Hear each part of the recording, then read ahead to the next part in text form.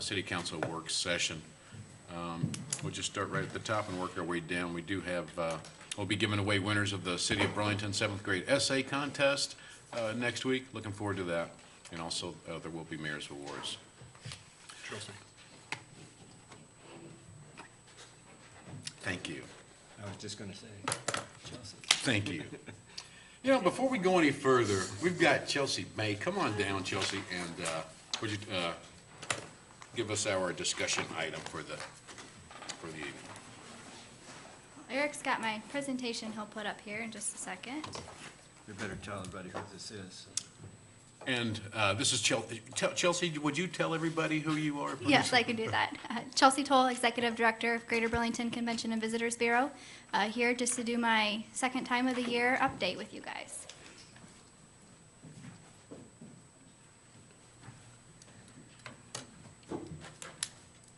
So I'm going to show you this big number first on the screen, $132.62 million. That was our 2015 annual impact of visitor expenditures in Des Moines County. The State Iowa Economic Development Authority released the new 2015 numbers in September, and so we had about $132 million in visitor expenditures. That was a 0.47% increase over 2014, so we had just a slight increase, but that means we're still having a fantastic year here in Des Moines County. Tourism supports over 1,000 jobs and about $8 million in state and local taxes. You will see a huge jump there in the state tax receipts, and a lot of that is due to the new gas tax that was implemented. So we are seeing that work to our favor here. Also, with our Partnering for the Future 2 goal at the Greater Burlington Partnership, we had a goal to raise visitor expenditures to $650 million over 5 years. In our first 2 years of the campaign, 2014 and 2015, we have reached 264.61, or 40% of our goal, with 3 years left to go. So tourism is doing great things for Des Moines County. This graph shows the last 3 years of hotel-motel occupancy. The green bar on the far right is 2016 numbers so far. We have a year-to-date occupancy of 73.5%. That is a decrease of 3.6%. We have seen some of our larger construction projects move out of the community a little bit, but the hotels got smart and they kept the room rate high, so our revenue per room has stayed high. That is about $63.25, an increase of 3%. So our hotel motel tax receipts have stayed very high for the year. So that's a win-win for both of us. Just a recap by the numbers, we've had about 60,000 visitors to Des Moines County this year that the CVB has had their hands in helping get them here, whether that's through a sporting event, a conference, working with them and arranging tours, doing the bid proposals, visitor bags, any of our services. We've had our hand in that, about 60,000 visitors to the area. They stay about 1.5 days while they're here, so that's why we're targeting about the long weekend travelers, trying to get them to extend another day or so if they're here for business. It's about an 8.4 estimated economic impact on their community. We've driven over 5,000 hotel rooms, and we've mailed out about 2,500 guides through our direct requests. That includes all of our advertisements that we place digitally and print. They get the option to kind of, I guess, tell that they want to learn more, and so we're able to send that out to them. And we've had almost 12,000 visitors at the Welcome Center. So I would say we've had a successful year so far. I know we've just recently had like 4 countries represented in one day. So the Welcome Center is getting a lot of the international travelers as well. Included in that, we will have our final boat docking this Saturday. So about 400 passengers will be docking with the American Queen and spending the day here on our riverfront. I think I've talked about the Mississippi Valley Calling Contest with you guys before, but this is one of the events that we have supported through the CVB, through our Community Event Funding Program. I went back in the files, and we've supported them since 2007, since the program started. And you wouldn't think that a duck calling contest would be a big deal, but for us here in Greater Burlington, it's really huge. Every February, they bring in over 2,000 visitors to the community. They stay for about 2 days at Pizzazz, and they bring in about a $250,000 estimated economic impact. And after the 2016 event, the partnership, we received a pretty cool gift with our own personalized duck call. So after we do our remodel at the Welcome Center, we hope to put that on display to show it off. They spend a lot of money in a day and a half. They do. They do. They bring in 11 visitors from 11 states, 2 countries, and they're a national qualifier event. So if you want to go on to the nationals, you have to be here in Burlington for this event. Yeah.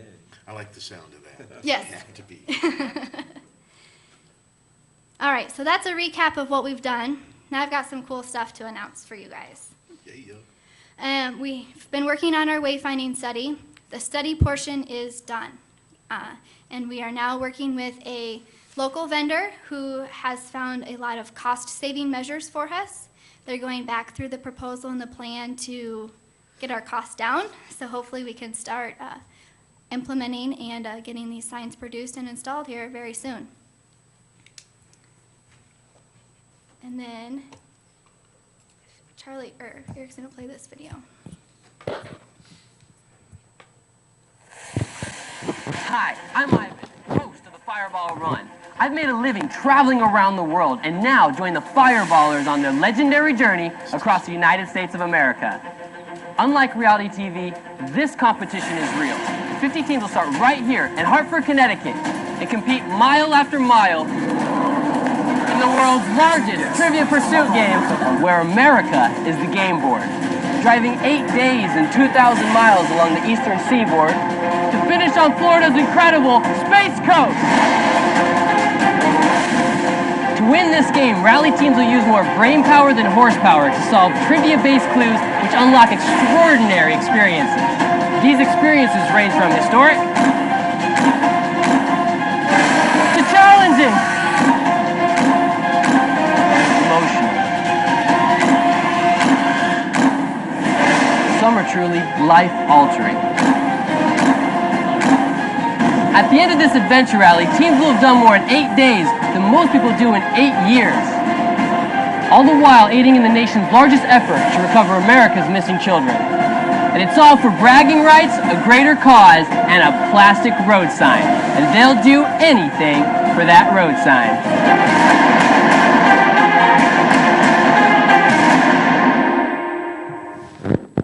So you're probably wondering what that is. Tell us, Chelsea, what is that? Fireball Run is an 8-day, 2,000-mile, life-size trivia pursuit game. And what you just watched was their preview for their 10th season that they just finished filming. Their 11th season they'll film next September, and we have been selected on the short list to be a location. So in November, we're going to be hosting their series producers here in Greater Burlington for a 4-day-long site visit, and we're going to jam-pack it full with everything we have to offer. And if they don't see it in those 4 days, they can't film it. So be a very busy 4 days. Yeah. And many of you will be included in those conversations with those producers when they're here in the area, and we want to give them the best VIP experience possible. So they have about 125 contestants, or 40 teams. We will get to have a local team participate as well, as long as we make the final cut. And these participants spend about $1,300 a day while they're out on the show. They also have an 80% return rate. So it's all about driving that economic impact for your community. So if there's something here that they like, they'll be back. So we're really excited to show off what we have and hopefully make the final cut here at the end of the year. I don't think they heard you, Jim. Yay. I second that. Eric, I think I need you to click for me. Awesome. And then this is the final thing. You might have got an email from me earlier today. Right now, the State Tourism Office is trying to select their cover photo for their 2017 guide. And the Snake Alley Criterium has made the final 4. So I need you all to go to the website out there, which you can find it through the Visit Burlington, Iowa Facebook page. We have 8 days to keep up the voting and try to win that and lock in that cover photo. You can vote every day from your tablet or from your desktop or your smartphone. Right now we have over 300 votes and we are in first place with just announcing it today. So I need your help and to spread the word and to keep our voting out there. So those are some of the highlights. What questions do you have for me? Can you send me the link for that? So I can Yes. get, okay. I can do that. Me too, Yes. please. I didn't get an email from you today. Okay. I can check that. Yeah. I got it. Awesome. How many years have you been with Greater Burlington? How many years have you been with the chamber now? 2 full years and a little over that. Oh, yeah, it hasn't been that long ago. All right. You're a mover and a shaker, my friend. Thank you. All right. It's fun. Thank you, Chelsea. All right. Thanks. Thank you. Okay. Now we back up to number 3.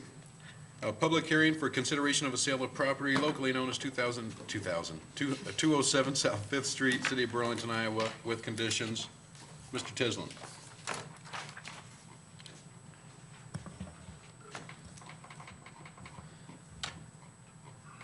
This is a vacant lot that the city acquired.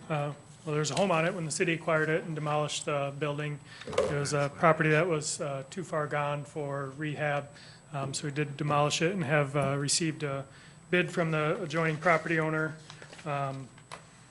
Hilltop Properties, who own the property surrounding it. So we anticipate that would be the bid, but it is would be an auction type setting, but we do have a bid from the neighbor for the vacant piece of land.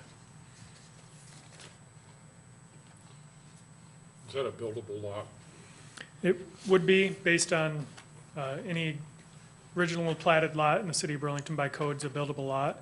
There is a steep grade retaining wall on the front side and be very difficult to do, but it is buildable. If someone other than the neighbor were to buy it, we would request conditions placed on it for construction within a period of time, so. You guys good? Very awkward sort. All right. Moving right along, Ben. No, there's something the rest of us wouldn't have any idea. Number 4. Next, we have a public hearing, consideration of an ordinance creating Chapter 38 Tree Advisory Board of the Burlington Municipal Code. It's going to be the first reading on that.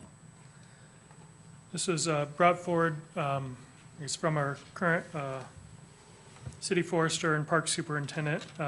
We've had meetings with the Trees Forever group, and there's not a strong group here or tree board here in Burlington, so they recommended that we look into possibly forming a tree advisory board. A couple of the primary functions of it would be to provide as an advisory resource for the city and staff and the community at large, providing information, education, recommendations, and support to promote practices for a healthy urban forest, coordinate the community tree planting and care activities, and then continue to maintain the Tree City USA designation. This was something we'd talked about at the time of Emerald Ash Borer. Would have been a very helpful thing at the time.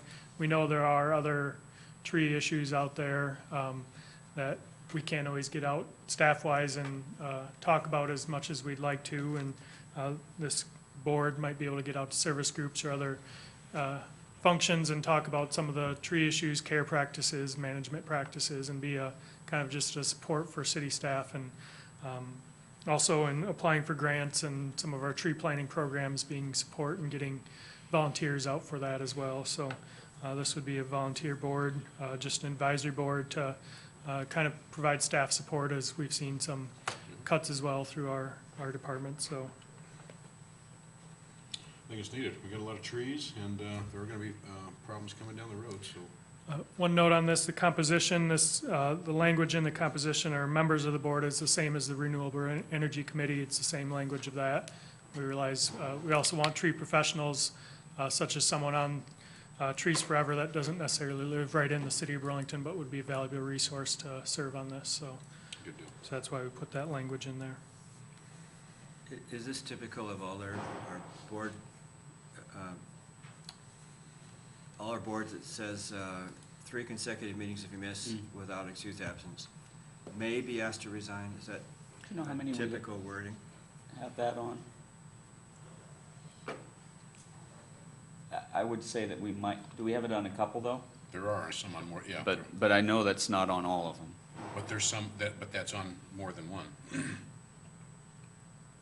Well, my question is may, or should it be will? I can see when may, it gives you some latitude to work with. So I don't have an issue, big issue with it, but I just want to mention it. The other thing I want to mention is,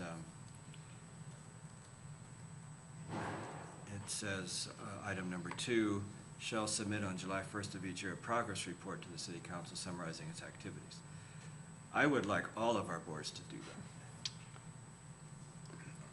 And Well said. I don't know if we have that requirement in all of our boards. It would be nice. Outstanding. Yeah. Yes, yes. I would like to, I definitely say amen to that. So, just a thought to throw out there. I know we can't do that right now, but Yeah, it's but just a that's- thought. Yeah. Get her done.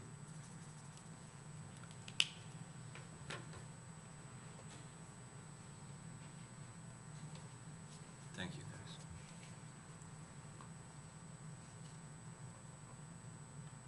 Sorry. Okay. So you guys are good? Yep. Excellent. Okay, next is number 5, motion for preliminary adoption of the second reading of an ordinance rezoning the property located at 3107 South 14th Street from R1 Single Family Residential to R4 Multifamily Residential Zoning District with conditions. Mr. Tisland? No changes from the previous reading. Again, this is the property near Kestner and South 14th Street. Been a vacant property for a while, had some barns on it that were demolished, and the owner desires to put up duplex condos similar to just north off of 14th at Pawnee Drive, 2 duplex condos on the site.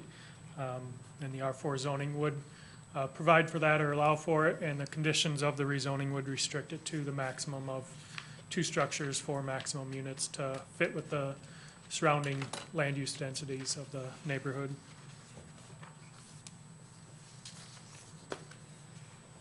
I got no problem. You guys? Oh, Current wave. I could go with that.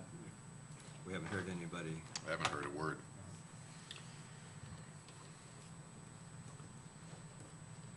Okay, so wave number 5. Number 6.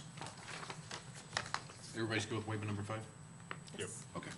Number 6, motion for preliminary adoption of the second reading of an ordinance rezoning the property located at 2910 Madison Avenue from R1 Single Family Residential to C1 Limited Commercial Zoning District with a planned unit development overlay zone. Mr. Tisland? This is former Klein Center rezoning to a C1 with a PUD overlay, specifically to restrict or list the uses that would be allowed in the site based on the request from the owner, developer of the site. These are the uses that they stated they had intention to possibly develop it with. Did hand out, just to clarify what residential use category is, that's number 1 in the PUD. That includes group living, household living, including apartment or multifamily residential, and short-term lodging, which includes hotel and motel. Commercial office uses, a variety of government, insurance, sales, medical, financial offices, and then restaurant, just the standalone use of restaurant.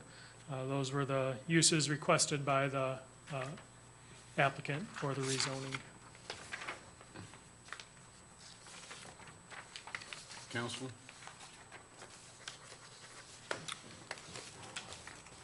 Do you guys have any issue with waiving that one? You can put it up, but I want to see what, Just don't want to wait for, do you want to See see? see if we have any comments. Yeah. Okay. be prepared to do it, but in Okay. this case. We're good? Yes. Okay. Number 7, motion for preliminary adoption, second reading of an ordinance amending various sections of Chapter 154 Residential Code of the City of Burlington Municipal Code. This is going to the 2015 edition of the International Residential Code. and does take out item number 6 under 154.02, deletes the section that states it deletes chapters 25, 6, 7, 9, 30, 31, and 32. That applies to plumbing, electrical, HVAC type chapters. So this would allow this code to be an all-inclusive code for 1 and 2 family dwellings, which we're hoping has ease for development by developers, owners, builders, as well as our inspectors, that they're not having to reference 3 or 4 different codes. They can reference one code, one self-contained code for 1 and 2 family dwellings. You guys good with waiving this one?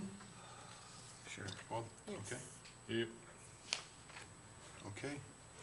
Then you guys are good then? yeah. Yes. Okay, number 8, and I'm gonna ask the same thing if you guys are good with waiving that one.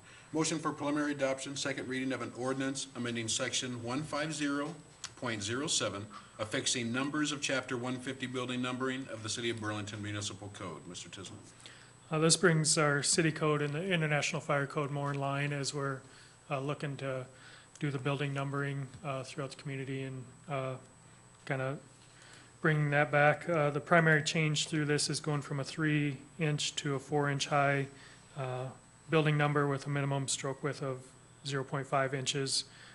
Also add shall contrast with background and similar durable materials. So some minor changes, but making so the city code and the International Fire Code are functionally similar, that we're not having competing codes or clarification issues of what code is enforced. Council? Now, can we be sure and talk about this in the media, Yeah, at the radio shows and that? that's a good idea. I'm, because this has come up, I'm noticing there are a lot more without than what I had first thought. Yeah, there's a lot. We need to They're right. really drive this point home that people need to get their, You drive around town, This is there's a lot of places that don't have numbers on. a lot of commercial Yeah. don't have.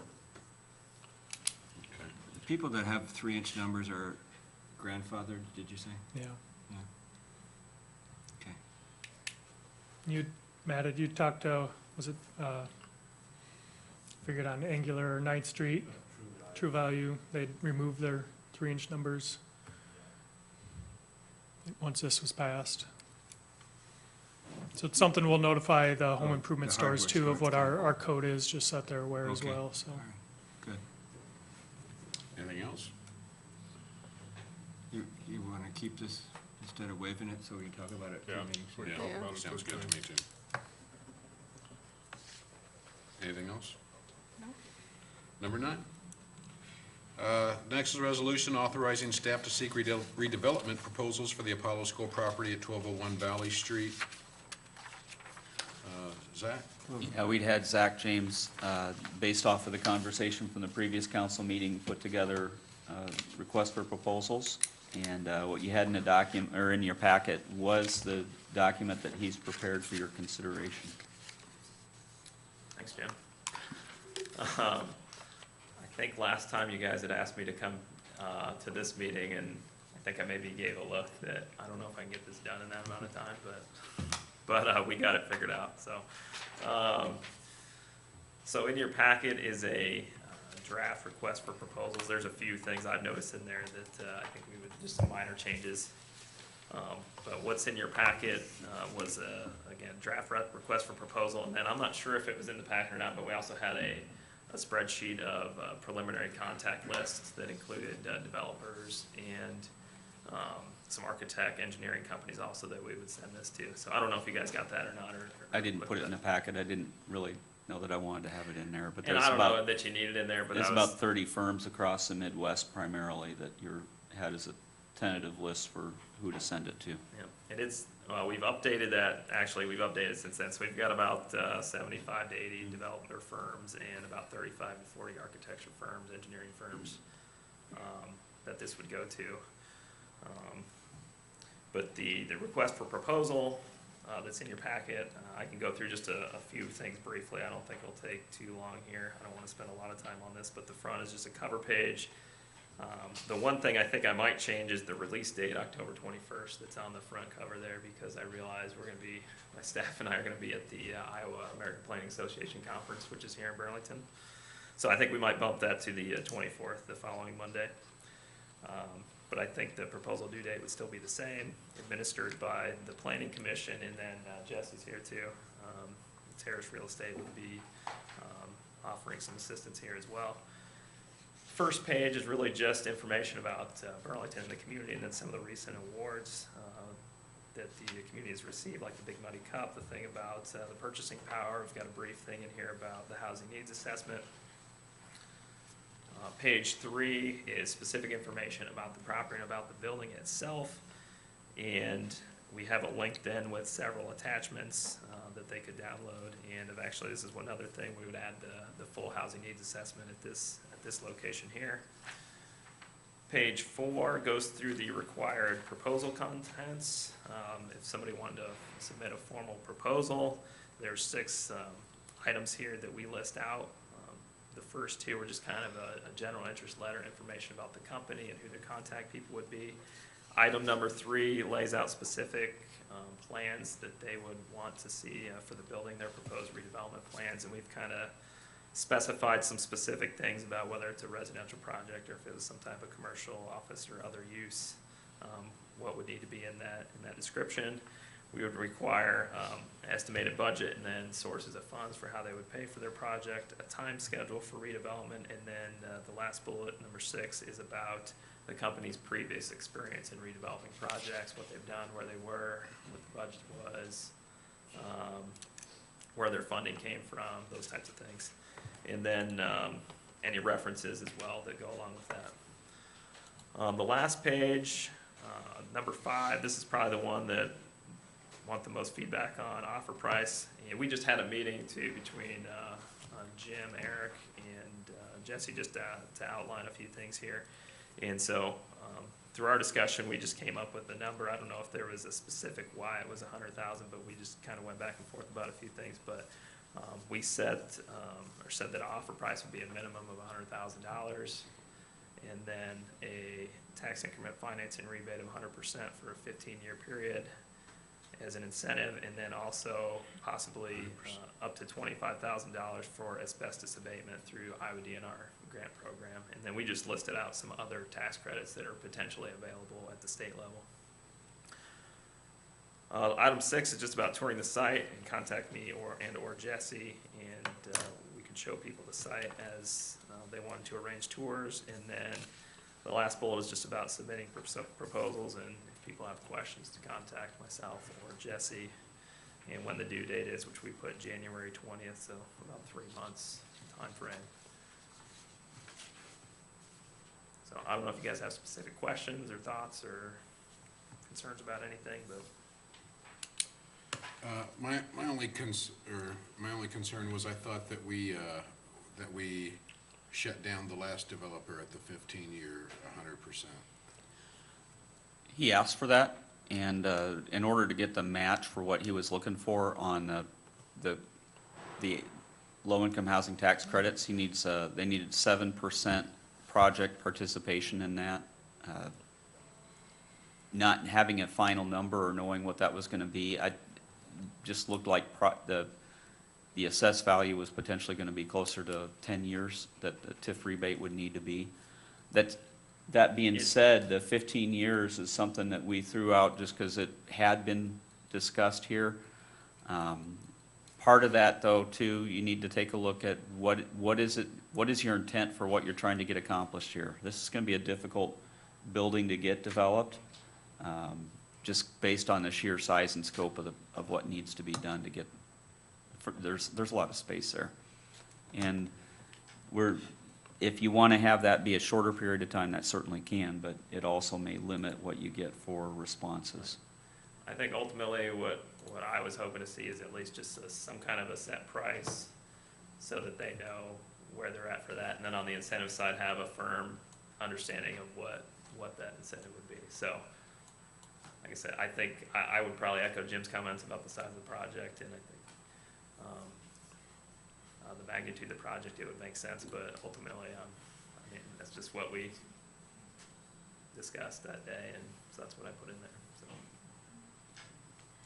Council? I like it. Considering the amount of time you had to put into it, or the little amount of time, I think it looks good, and I think if I was in the market for building housing, I would consider this as an option. Are are all of these incentives competitive by nature, or are the deadlines like in October of next year, and, you know, are we looking at it? Some are and some aren't. It's a mix. In the historic tax credits, the building's not currently on the register, so it would have to get on the register before you, so there'd be some kind of a period there where you have to spend, I don't know, maybe 3 to 6 months to get it on the register, and then, So but it's not a competitive. Okay. Well, what brought us to this point was the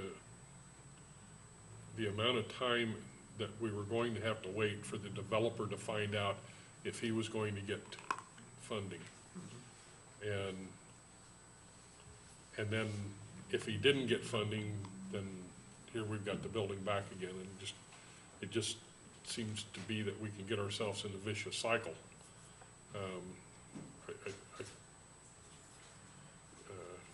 I thought we were looking at someone putting together a package and being able to come up with the funding in 6 months, and not come together with a plan in 6 months. You'd have to wait 18 months to get the funding in place. And I know that's probably an impossible task, but I think that's where we were at. I was already to tearing it down. I just, Okay, that's where I was at then. You know what I think?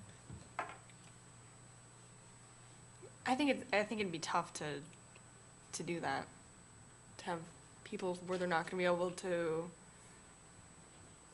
sit and wait for the deadlines and things like that, just because who's gonna have that kind of cash on hand kind of thing, or that kind of ability to get a loan, I is my believe- only issue. There's a lot of people that do this for a living every day, and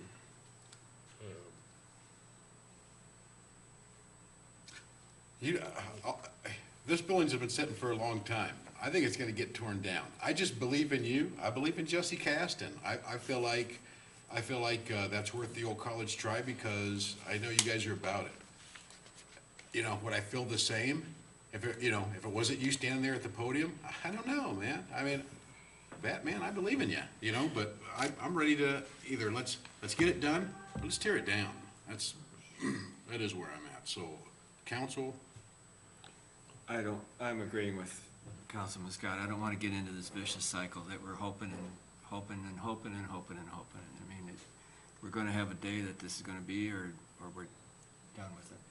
So I don't want someone to come to us and say, well, we've got a proposal, but it might take a year and a half to get something done. I don't want to hear that, so. The way this is structured allows a proposal to come back in January.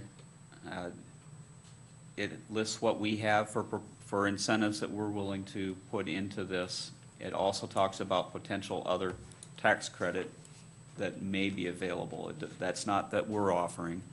If they put together a proposal and you don't like the components of it, and you determine that that's not worth the city's while, you don't have to accept that.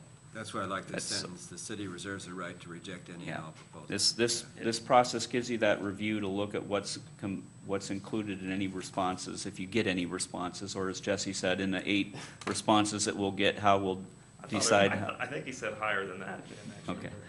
How we'll make an evaluation between I them. like that. That was a smooth move.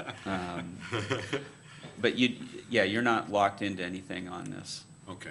But it gives you the ability, if you have a qualified investor come in that you feel comfortable with, are you willing to work under the terms that he puts forward or not, or the group puts forward?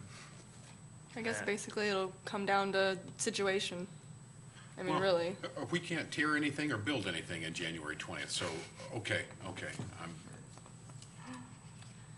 Work your magic, man. Work your magic. No pressure, Zach. I believe in you. Zach, I believe in you. No Thank pressure. you, I appreciate the comments. No pressure, Zach. Thank you, Zach. All right. Thank you. I guess this means I might have to put a proposal together then, right? Yeah. All right, thank you. All right, thanks a lot. Okay, number 10, we have a resolution approving contract for real estate services with Terrace Real Estate Group LLC. And this is specifically in regards to this same project. The agreement you see in here is essentially the same agreement that we had for the marketing of the Manor site. I don't think you had quite this for when we were marketing the Public Works building. But the 8-page, you have anything comments on your No, 8-page I was just saying, it's document? the same agreement that we use for all listing. It's the standard listing agreement. Obviously, there's only commission paid if it's sold in regards to the Apollo. And to go back a little bit, I think that what you guys were referring to on the Apollo and the timeline, I think everybody's on the same page. By the way, I was. who are you? Oh, sorry, Jesse Caston, Terrace Real Estate. So the intent was January, around the middle of January, we'd get all the proposals back. We would hopefully be able to present, we would vet the process, go through it and vet all the proposals that we have. But then in February, you guys would have a chance, whether it's presentations or how that works. But then that's when you can make your decision. I mean, if there's, I'm not gonna put a number on the proposals. If there's proposals out there to review and none of them are attractive, then the decision's made then. But at least we put our best foot forward to see if we can do something with this property. So I think everybody's concerns in the 6-month time, that's what we were all working towards. I That's the think right that answer. Zach was in agreement there. I mean, that was the point. It's just to give it one last try, basically. Good answer, Jesse. Way to go. I believe in you, Mr. Castor. No pressure, but I believe in you. Work your magic, my friend. Well, and we'll put it out there on national baseline. So, I mean, it'll be out in front of as many developers as we can get in touch with, architects and everything else. So, like I said, at least we can say we put it out there in front of everybody and see what comes back, so. I don't want it to come out that I'm not 100% behind this. I am. I'm just saying there's a line in the sand that's gotta be drawn at some point. And so I don't want to discourage any developers. I mean, if they come through with a proposal that we can accept, I'll be right there fighting with them all the way, fighting for them all the way. So I'm not opposed to doing this project. Okay. Okay. Thank you, Jess. Any questions? Appreciate it. Thanks. Okay. Thank you. Moving right along, number 11, resolution establishing a no parking zone on the west side of Willow Street, extending from Dill Street to Sequoia Drive. Mr. McGregor. Good evening. Before you is a resolution to approve a no parking zone over by Ed Stone School off of Sequoia on school days between 7 a.m. to 5 p.m. This was brought forth from Officer Larger on behalf of the school. There is a parking issue for evening and morning drop-offs. The current east side of the of Sequoia has no parking right now. There's currently parking on the west, so this no parking zone would not allow parking during school hours from 7 to 5. The parking lot at Sequoia, at Edstone, is probably 50% used at most times. So, based on that, Public Works recommends allowing the no parking to go forward. Makes sense. Council? You know why people don't go in the parking lot? They can't make a quick getaway when they do that. Get rid of those junior high kids as quick as they can. We good? Yes. Thank you, sir. Number 12, a resolution approving the final plat of the second addition to Westbrook Meadows subdivision. Mr. Tisland.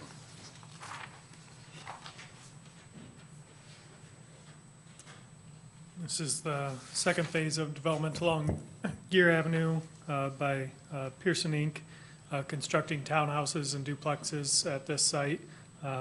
This final plat is being brought forward with Deerfield Drive being the anticipated public street, and then platting lots with zero lot line for each individual unit would have their own separate lot. He hasn't constructed all the buildings on this site yet, but just the first phase of this development site has been initiated. So bringing forward the final plat at this time.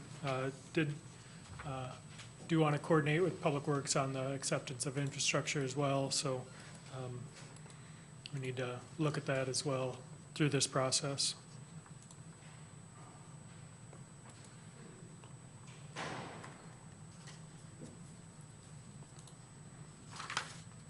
Extra thing that goes with this, we have a 2080 agreement with West Burlington for provision of sewer services for this area.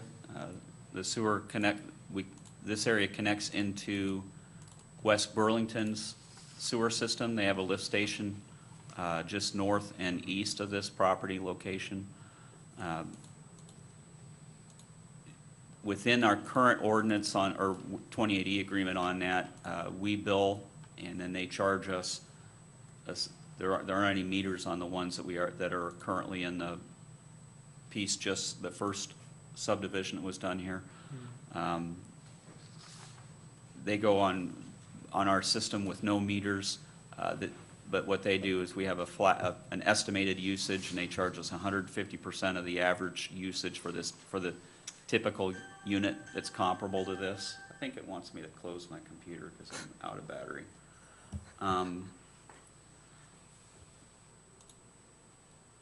This next subdivision will have meters on it.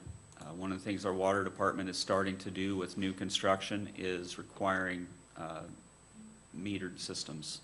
So I don't know what they're gonna do with existing structures over time, but at least with new ones, they're looking to start bringing those on with requiring meters and start charging people based on actual usage.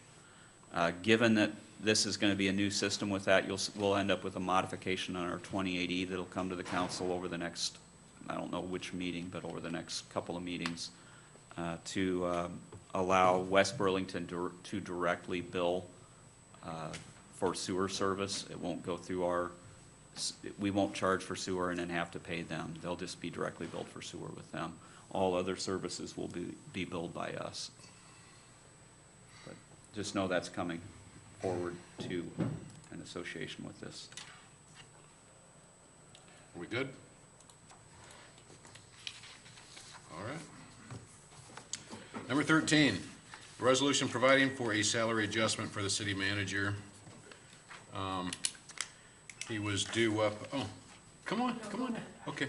Well, he was due for his, and that's my fault that we didn't do this sooner. I'll eat that. We should have done it sooner. That being said, it was something that needed to come up. We need to give him a review every year. This is his annual review. I just want to remind again, when we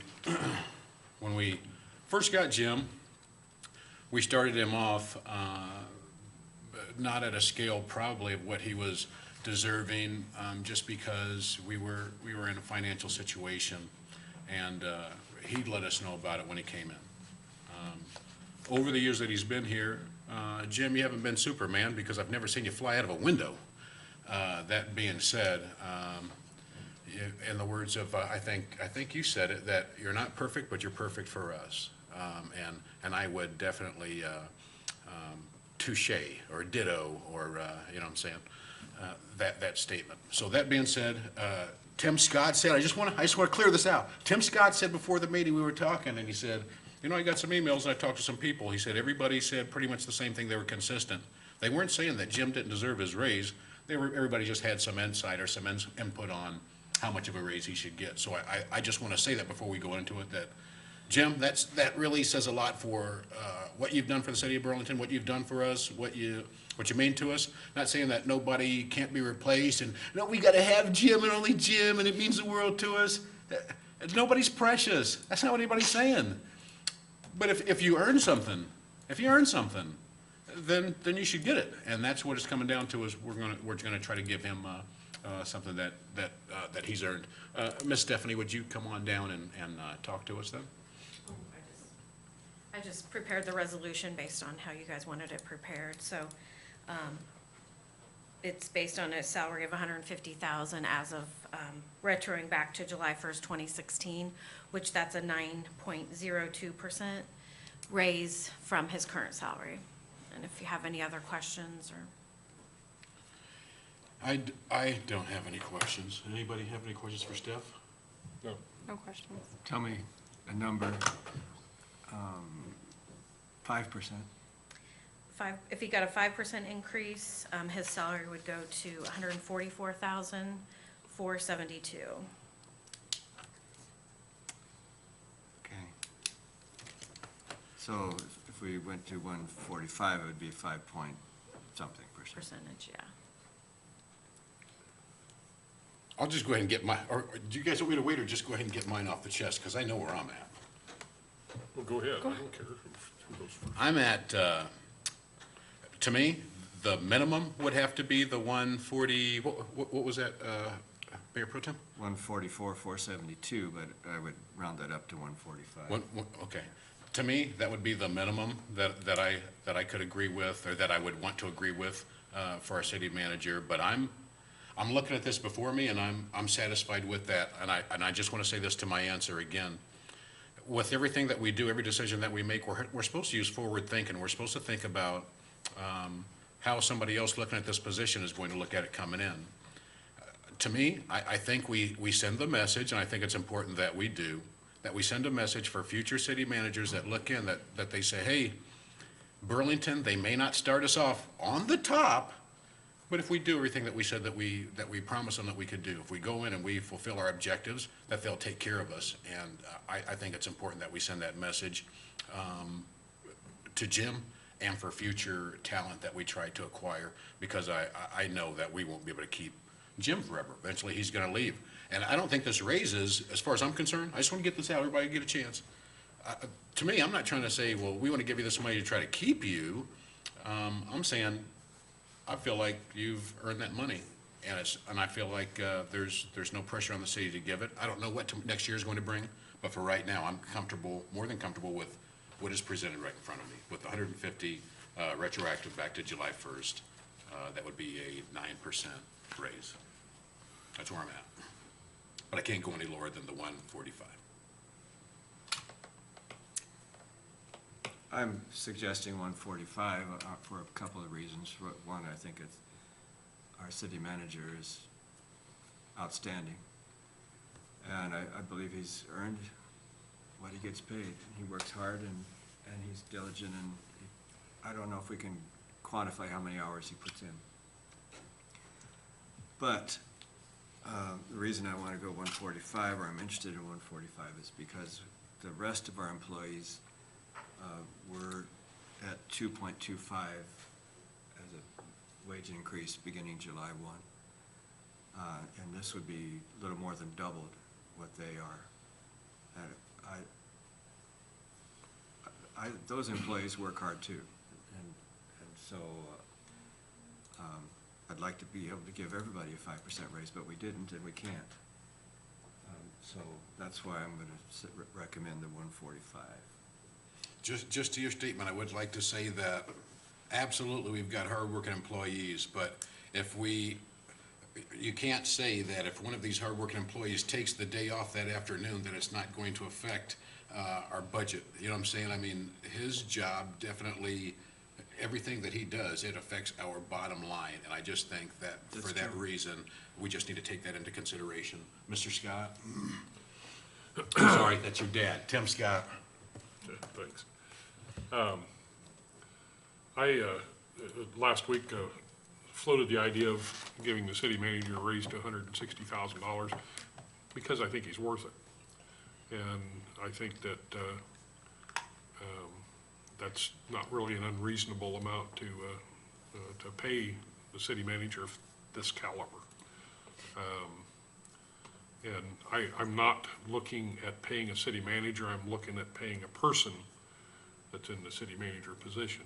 There's a wage where you start somebody out in a position and then a wage of what they earn. So And I found no one in the conversations that I had and in the media that I read and the media that multimedia that I heard on the radio that didn't agree with me, that you're worth every bit of that.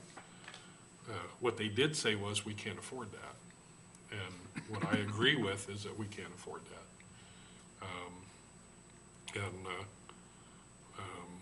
And so I'm going to back off the 160,000. I just want to say that they say that there was a person that had once said, and I want to say it's Calvin Coolidge, but I'm not sure, but it's the unreasonable man that gets things done. And sometimes you have to be unreasonable in what you say and do, and you know I've done that before on many occasions. No. So yeah, that was a little bit unreasonable, but I'm not ashamed to have said it. And I'm not ashamed of the fact that I got a lot of people to discuss it and to talk about it, and to see what the real feelings are about about Jim is in that city manager's position. So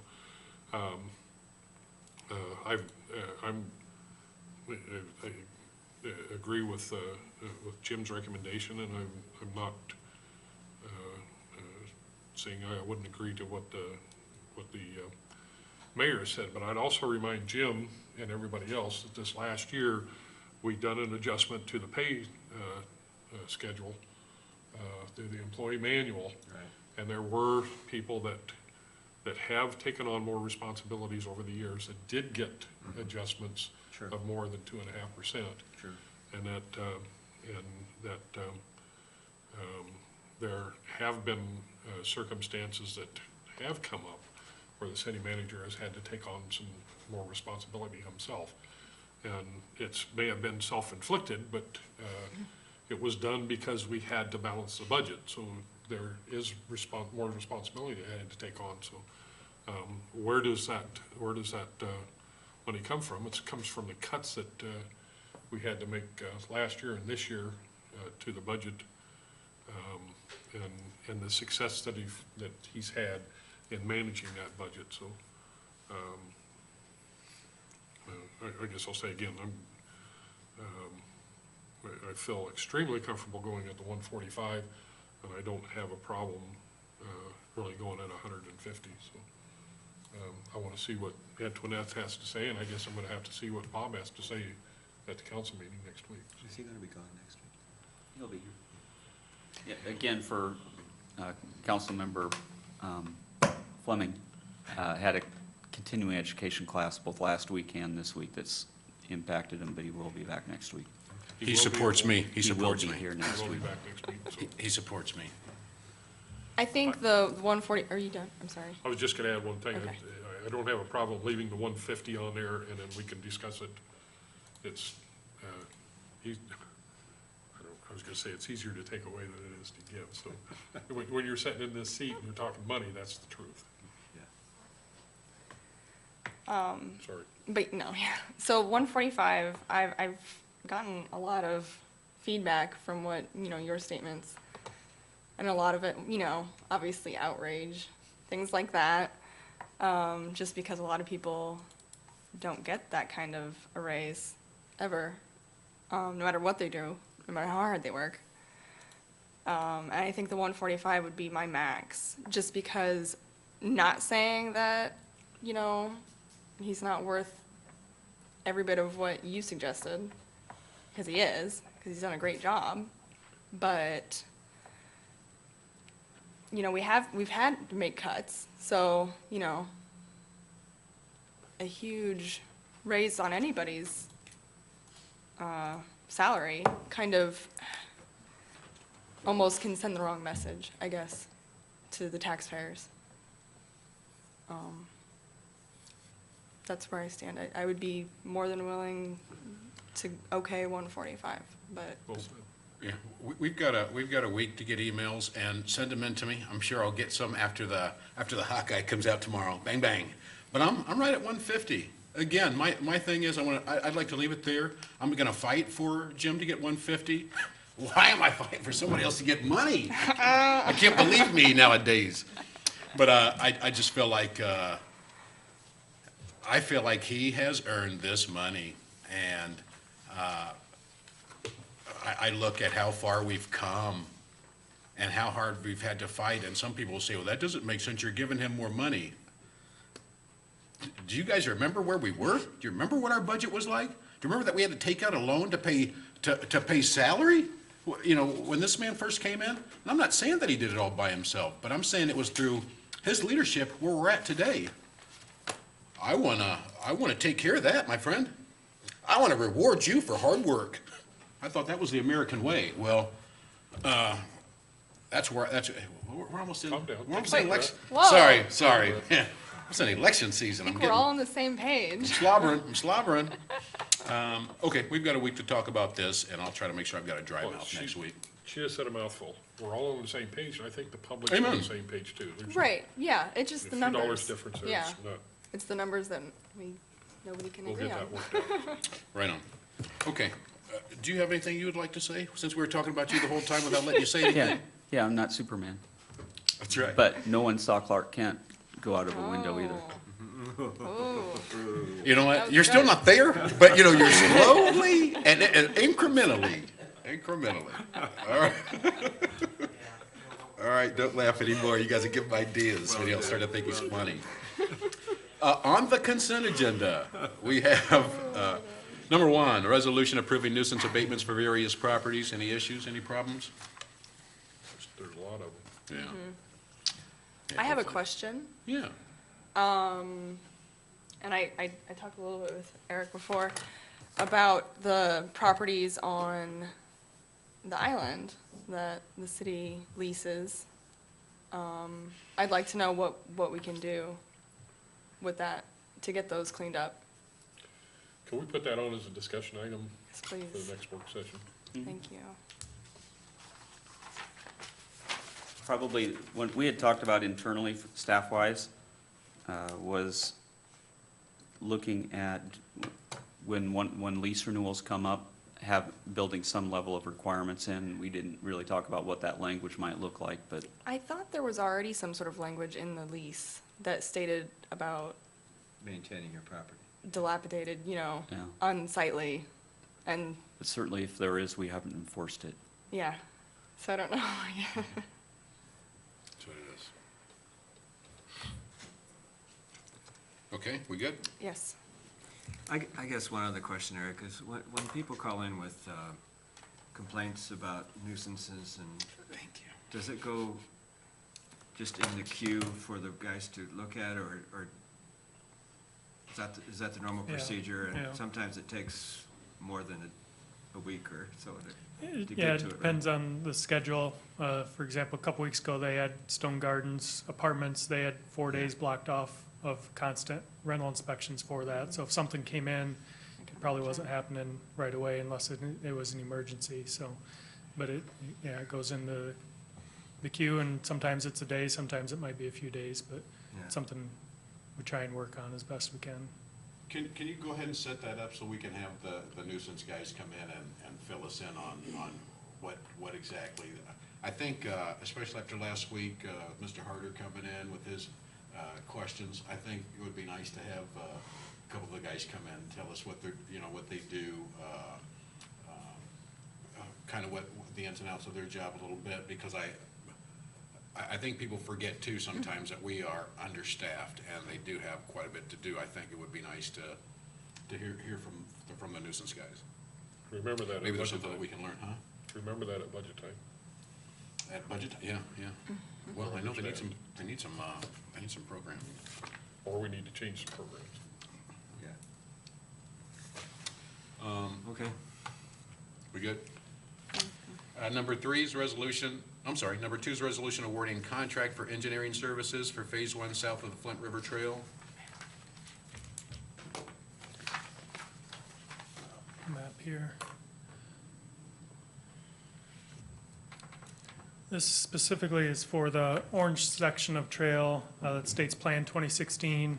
This comes from the ramp behind Big Muddy's from Riverside Park up to the intersection with Oak Street that goes to the former basket factory there. This was something we had been working with the city engineers on, starting the process through that. With their departure, we contacted French Reniker and Associates. They did all the trail design for The previous sections that are open on the levee and behind Case, as well as the ramp there. We did have 110,000 budgeted within the construction project total for engineering services, and that estimate was prepared by French Reniker for us. So that money within the funds, within our grant funds, would go towards their construction design, preparation of drawings and specs, bid-related services, and construction-related services for the trail.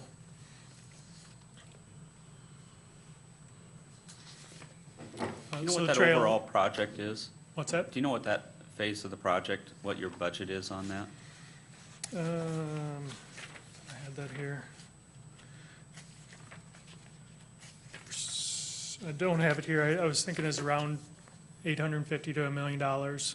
And that was, how much, was that all grant funds? There's, and I'd have to look, I should have brought that with me. There's state rec trails grants within that and REAP grants within that. I think there was a local match as well, but I'd have to double check that. But it'd be the same regardless of whether we're using French Reniker or not? Yeah, yeah. Yeah, the full funding for it is secured within our budget, depending on bidding, I guess.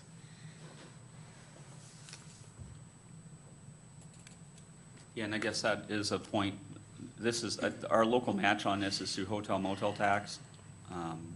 If there is a cost overrun, they typically have to take a look at, are you gonna use additional grant funds and wait for an additional year or two to secure them, or are you gonna move forward with just an additional local match? We do have the flexibility to talk about if that were to come up, using additional hotel motel to make it, get it completed. But that's another year out. Yeah, they're looking to design, design and engineering on it by November, and then get it out for spring construction, actually. So if you see on the map here, the green portions north off of Tama Road, Mill Dam Road, those are all constructed. The yellow was constructed last year, and then we have Riverside Park down here. So this is the orange section that we have funded. So then the only remaining portion would be the red section between Oak Street and Cash Street on road there. So it has been a long process, but we are getting down towards the end of completion of this portion, this Flint River Trail here along Bluff Road. Oh, we come this far. Engineering costs, just, Unreal, unbelievable. that's, 2,300 linear feet, that's $47.80 a foot for planning. Okay. And this funding would have been gone to our engineering in-house, been roughly the same amount. Yeah, that's hard to swallow, but, yeah, leave it unfinished. You guys good? Not particularly, but Right. it's the way it is. All right, number 3, resolution authorizing a real estate purchase agreement, authorizing an agreement to annex property and granting permission for connection to publicly owned treatment works sewer. From the city perspective, this has come up from Don's side. I don't know if you wanted to describe the issue you've had for getting service down to your lift station back there, the force main. Putting you on the spot because we didn't talk about this ahead of time, But he's got it all. You all know who I am, John Fitting, Superintendent of the Wastewater Treatment Facility. We have a lift station in that general area at 14th Street, that lane that comes down from the north to the south end and makes a 90-degree turn west. And about 200 feet, there's a lift station, a little square area right there in that shaded draw. That's a natural drainage area, and there's a lift station in there. And we did have a major repair that was necessary earlier this calendar year. There was a 10-inch pipe that broke for some reason. I think that station's been there since maybe the early 70s. And there was a 10-inch pipe that had to be replaced, had to be repaired. It was like 20 feet deep. It was a huge hole. To get the equipment back there that was needed to do the job, we actually had to cut across the field. If you were to imagine like a 45-degree angle across that triangle there, maybe 70 feet in either direction to get the equipment in, and the hole around it was huge. So we've been interested in acquiring some of that ground in that corner to create a turnaround for us, because not only do we have the issue with the construction or the repair, but there are times when we have to take a generator down there, the power supply to the station. Currently, we don't have a standalone generator there. That station handles quite a few properties. There is a overflow off of the wet well that goes out to the drainage ditch and runs eventually, makes its way to the Mississippi River, but it goes through private properties to get there. So it's a station that we want to have functioning as much as possible to avoid overflows. To get a generator down there with a pickup truck, we'd have to we can't make that 90-degree turn. It's just too tough, or it's very, very difficult. And we would try to back it down, and that's next to impossible too. So we were looking for a turnaround in that corner anyway. Then when it was brought up to my attention that they were looking at doing a possible annex, I wanted to see whether we could incorporate into the deal acquiring some additional ground for the turnaround. And the other issue that I had was through the years I've had conversations with the various engineers for the city, and there's talk of development in that area and the need potentially to increase the capacity of that lift station at some future time for future development. And right now, there's just not any space to do any kind of increase of capacity at that lift station. There was a talk about adding another well, possibly replacing the station. There's just no way to do it right now. So it seemed to me to make sense to bring it forward to indicate that if we're going to be doing a deal for that area, this would be the time to be looking at maybe acquiring some additional ground to give us a turnaround capacity for the existing station, and if the need arises to increase the capacity of that station, that we'd have some ground available to do it. So, given we have some needs both immediate and then for long-term growth, Right. making sure that we have the flexibility to meet those needs, this land has some significant value for the city. At the same time, you just recently had the lot split that occurred just outside of city limits there. The house there that Eric's pointing at, she's looking to sell off that house.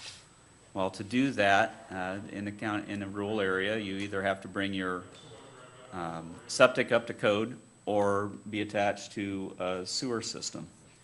So as we negotiated a purchase price for the land back there for the lift station, you see in this agreement, you have a $4,000 purchase price. That would be about 8,000 an acre, a little bit over 8,000 an acre, because I think it's just shy of half an acre of land in that area. That's a discounted price from what the rate for similar land in that area would be, but it's offset for her, from her perspective, by being able to avoid putting in a septic. Well, from a staff perspective, we had a lot of concerns about having a situation where we're approving, allowing a hookup to our sewer system for a property that's outside of city limits. And if we're going to have something like that occur, it made sense from our perspective to be presenting this to council. If we're going to do that, we want to have something built in here that protects in the future when property adjacent to that property comes up for annexation, that this property wouldn't protest, that they'd go along with that annexation as well. It assists us too as you come up with the 80-20 rule for voluntary annexation. It may be something that helps us with an annexation that might happen in the future. It allows it, if and when the time comes up that annexation occurs in that area, this can come along and make sure that you keep decent boundaries going forward. If you do move forward and approve this agreement, there's a lot of things about it that we're happy with. Really happy with being able to get the additional land for the sewer system. You may want to think about a separate sewer rate for providing service to customers outside the city limits. Whether that's what I've seen a typical amount for that to be is 10 or 20% premium to reflect that you're getting outside of your boundaries. It also has a byproduct of an encouragement for people to look at, there's an incentive for being annexed in the future as well there, because you do get to have a reduced rates. Again, we don't have something like that within our sewer ordinance now, but I would think that you'd want to at least consider that in the future if this gets done. Good deal. Okay. That's good. Eric, that one residence north there that one there is annexed. in the That was city. annexed specifically to hook into the city sewer. yeah. Yep. We're good? Thank you, Don. Number 4, a resolution approving purchase of a 2017 Vector 2100 Plus with hydro excavating capabilities for Public Works Street Division. Mr. McGregor. Before you is purchased for something we went out to bid for. The combo truck has been something that is in our capital improvement plan. You have two different prices in front of you, and the biggest difference is that one is a fan unit and the other one is a PD unit. It's a good thing I brought trusty Chris along because he put the specs together, and he can explain to you the difference. The reason for the difference and the reason for us wanting to accept the higher priced one is that we put in our specifications that went out to bid that we wanted a fan unit. Camel produced a bid that had a PD unit. Therefore, it does not meet our specifications. So if you have more questions about what those two are, PD is positive displacement, but he might be able to answer some of your other questions on the reasons why and what the differences are.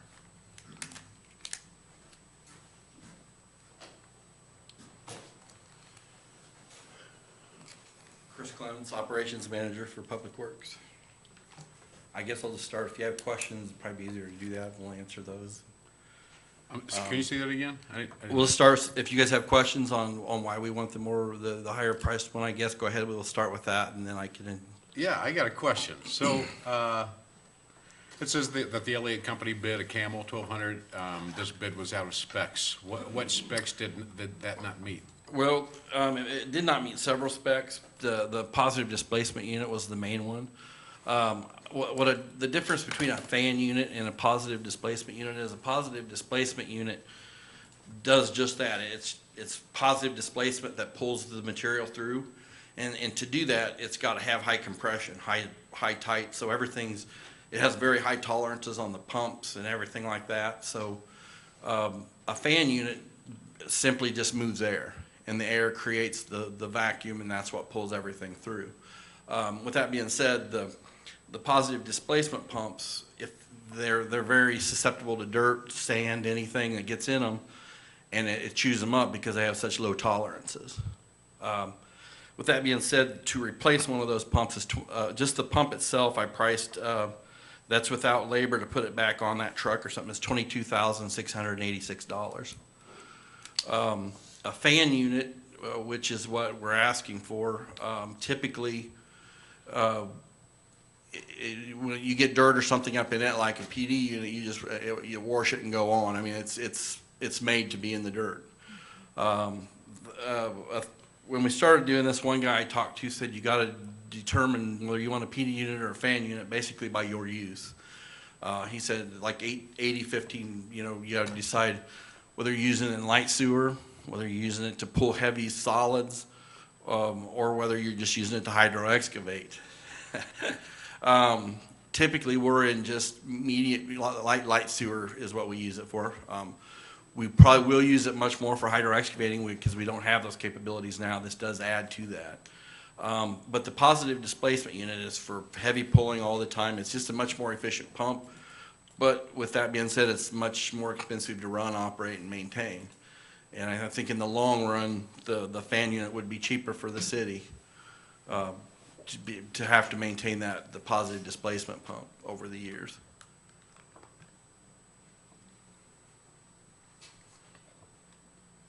Could I ask, Chris, I know that this puts something on you, but if we move this to the regular agenda and have you make a presentation and show us a picture and explain this to the public?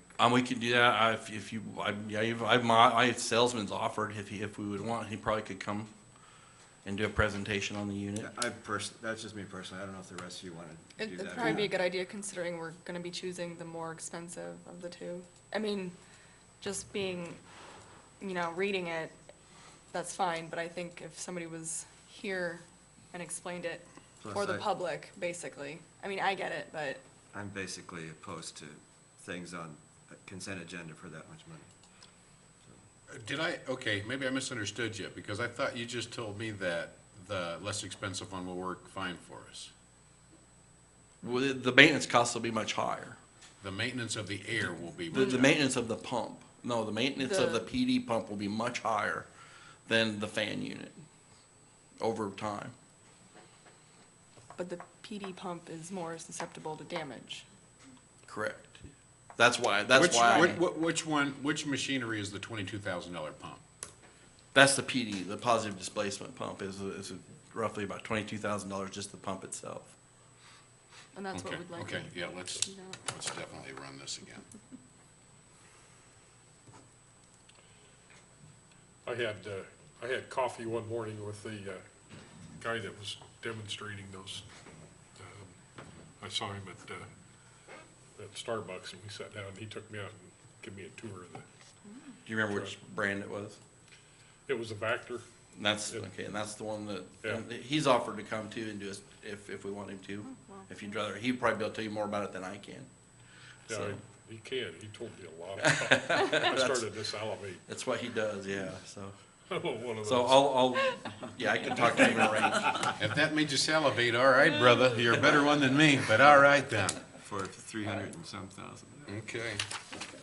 All right, finally. Thank you, Chris. Yeah, I yeah, appreciate I'd that. also point out, this is one that took an awful lot of work to convince the street crew to be positive about wanting to move forward on. They've put a lot of research over the last year and a half into this, getting to a position where they were looking to do this. I think a couple of things. One, Chris doesn't like to spend money. He looks at trying to be fairly consistent on what he's doing for vehicle purchases each year, and this one caused him a lot of hesitation just for the size of the purchase. But it is a new piece of equipment, and getting everybody up to speed took a lot of work for them to see what the benefits could really be with having it. And the fact that they're coming forward recommending really speaks to, they finally have gotten to a point where they're really unified in terms of wanting to have this be part of their fleet. Well, this truck will do the work at two. Mm-hmm. That's, I think, the biggest factor for me. Nick McGregor, Assistant City Manager. Again, I know. Just to reiterate the point that Mr. Furneaux made, when I interviewed with the staff down at Public Works, this was one of the items that was talked about, and whether or not we were going to buy it. I think that some of the staff at the front line felt like it was forced upon them. So when I got there, I made sure Chris and his staff were the ones that came up with the specifications and did the demoing of the equipment that they were going to be using. Okay. And so the specs that they came up with were the ones that were used. Okay. And so the fan unit was selected based on their recommendations because they had demoed the equipment and thought that the PD unit was not exactly what they wanted to have for a piece of equipment. So that's the difference that you see there. After talking with Chris about the PD unit versus the fan unit, I agree that the fan unit is something that they want. It's capable of lifting more materials a higher distance and doesn't have the reverberation of what a PD unit would. So we can definitely put a presentation together. As far as like any images, I don't think that that's really going to tell you, outside of a truck, what a PD unit versus a fan unit is. There might be some displays that show the interior of the difference of those pumps. But like Chris said, maybe having the sales rep here to maybe explain that a little more detailed would be beneficial. To me, I think the biggest deal is that amount of money we just don't want to have on. Is that how you're feeling, that we just don't want to have on, that at least we have some type of presentation? Absolutely. It doesn't have to be all Yep. that elaborate. Just come on Yeah. back to us and we'll break it down again Okay, one more time sounds good. before we go through that, so. If anybody has any issues, you know where to email me in that place. All right, next we have, Mr. Tislin, anything on, two public hearings set for November 7th. First, the consideration of a sale of property. I just love to sell properties. It's 117 South 7th Street, City of Burlington, Iowa, with conditions. Take a look at that one. It's going to make a lovely family home. Anything you want to say on that? That's a vacant lot. It's a vacant, it's a vacant lot. It's going to make somebody a lovely family home. Make sure you come down for that one. And then the other one, B, I don't appreciate your attitude. The other one is consideration, it's a vacant lot.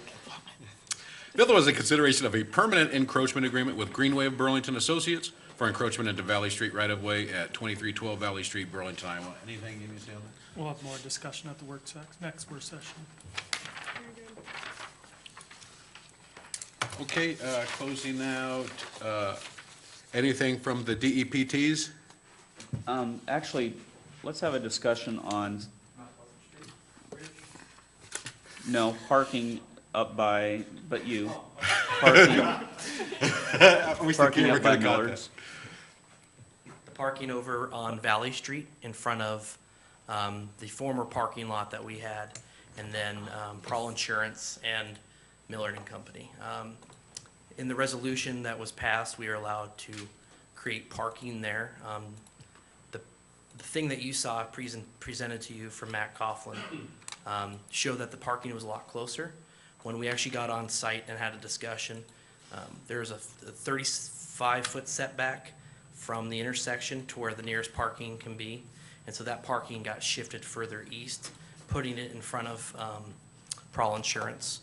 And so in a conversation with Mr. Furno, we've discussed that, you know, the couple of those spots have been kind of an item of contention, and potentially moving them across the street in front of where the lawyer's building is, also owned, I believe, by Matt Coughlin. And so that's something that we discussed prior to this meeting about bringing forward for next week, so we could move that parking reserved over to the other side. We do need to make sure that everybody's on board with that, if you want to make sure to talk with the folks down Reach there. out But to- I think that would help to appease some of the issues with Prowl Insurance. Another If we part could of move a couple of them over. Another part of that issue might be, do they really use those spaces?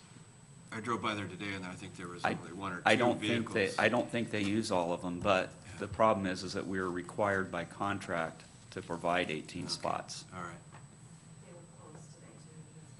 Oh, they were? Yeah, it's Yeah, closed it's today. a holiday. No wonder they were the only bank closed then, evidently. So, okay, that accounts for that. All right. Groovy? I'm glad you're doing that. I can't see punishing a business for the benefit of another. That's just not the way it works. It's not good practice.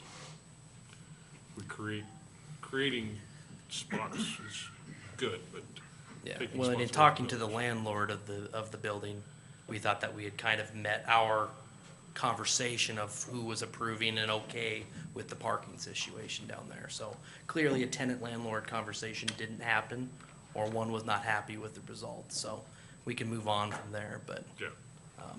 Also, what I really thought he wanted to talk about was Mount Pleasant Street Bridge. A contract was supposed to be on this agenda. There is going to be a continued conversation of the negotiation of that contract. That's how I'll put that, but you'll see that coming in the future, but. It'll be on the next one. I had a conversation, she'll reduce the price. Okay. Okay.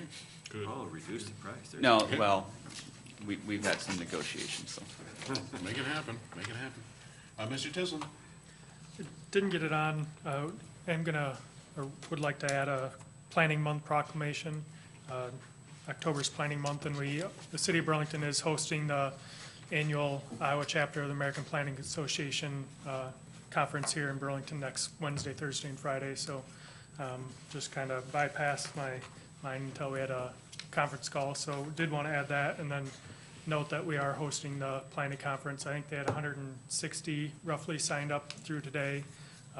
Early sign-ups through this Wednesday, and can sign up at the conference as well. So we'll have at least 160 visitors to the community next week, planners from all around the state. So Mayor's giving opening words on Thursday morning at 8, so along with Hans Trausel, Mayor of West Burlington. So hopefully it'll be a good conference and a lot of good experiences for people.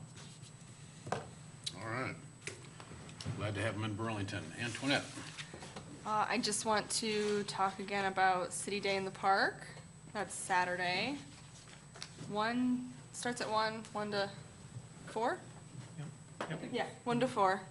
So all kinds of fun stuff going on out there. There's even a half-mile fun run.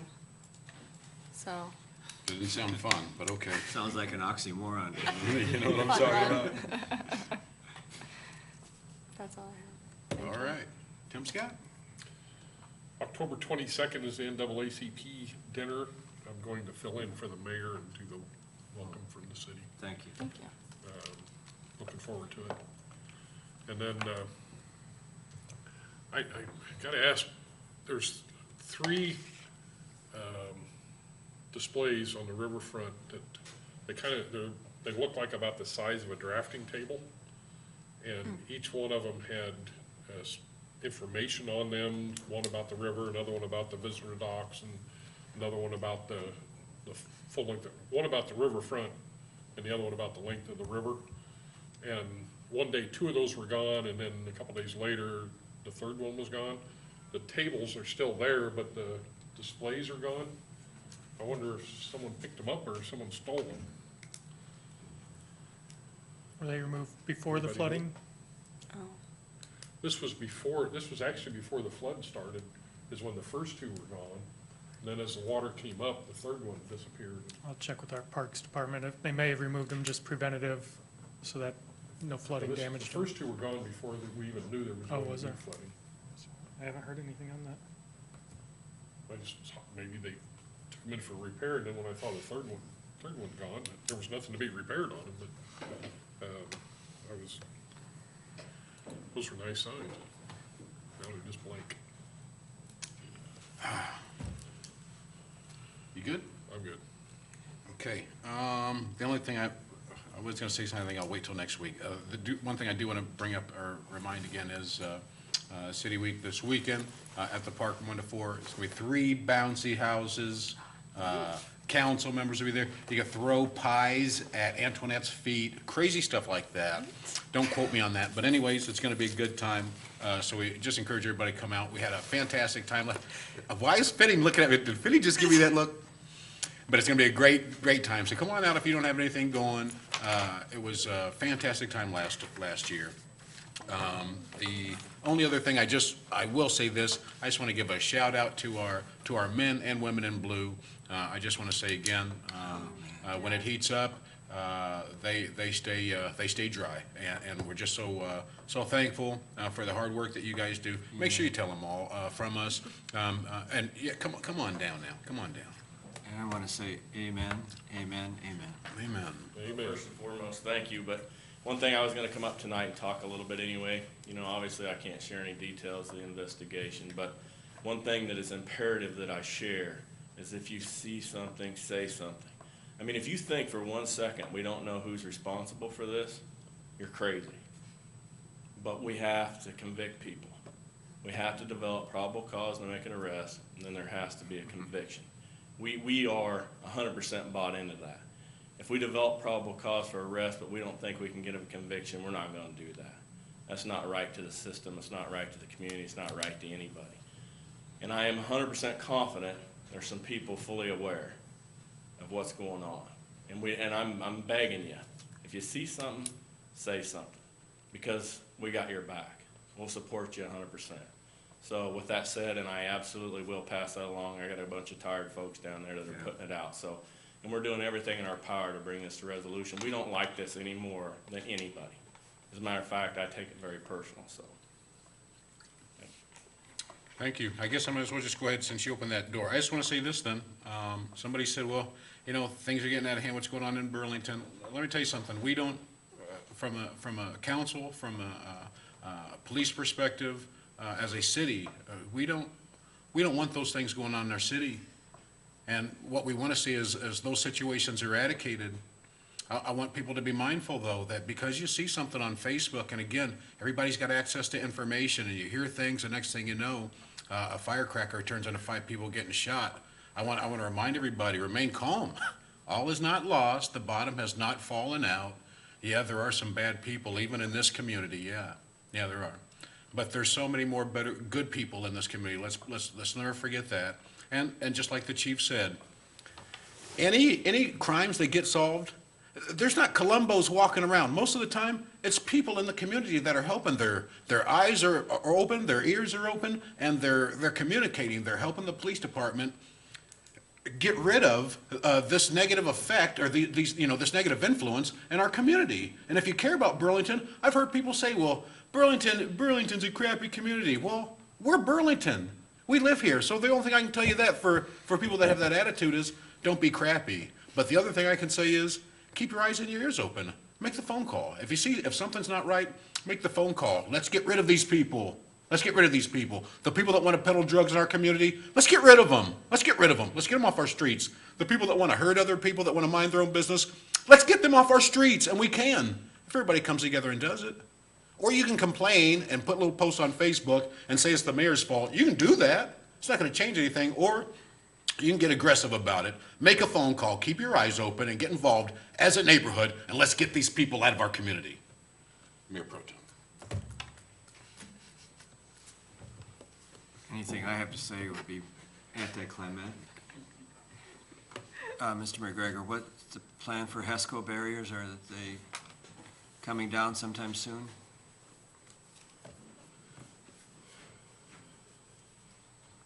The flood stage is to get below 15 feet in the next several days.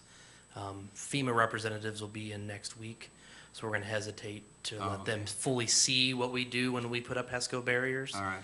After that, we'll make a determination depending on dollar figures and reimbursements. Okay. So we'll let you know when that decision is made, though. Thank you. Yep. Well, Nick, will some of the debris and stuff be cleaned up before that? Yeah, we'll be cleaning the debris up. Should be this week.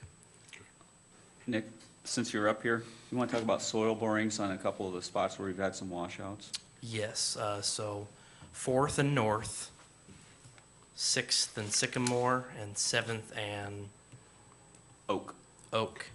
There is some issues that were caused in the rainstorm in early September August. 9th-ish.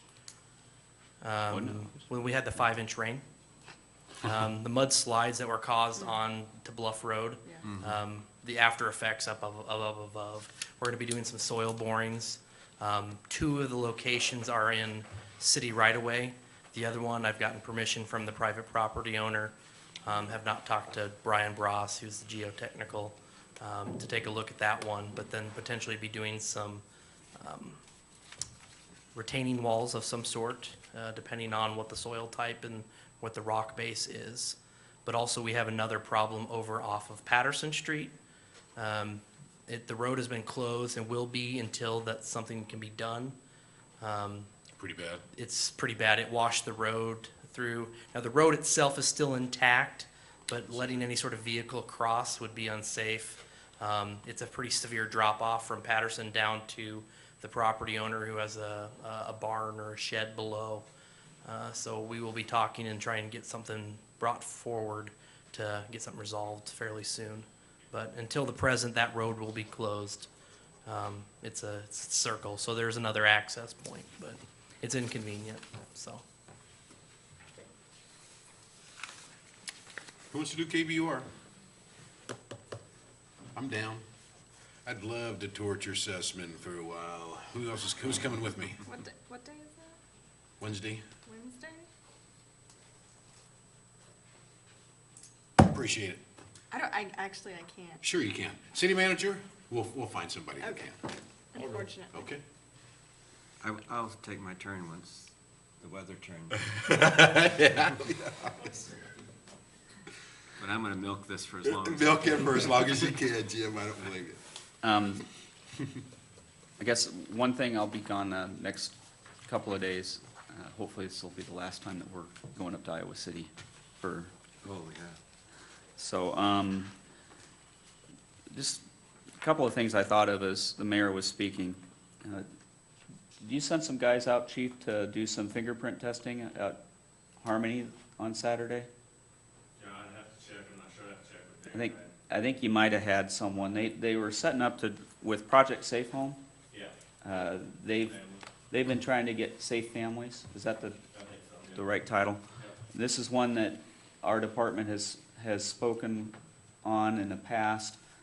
They've had several families out at Harmony who have come forward to do some of the initial training, the background screening, to be there for families who are going through emergencies where they just need a place for a time of respite, separation for kids, a place for their children to be for a period of time.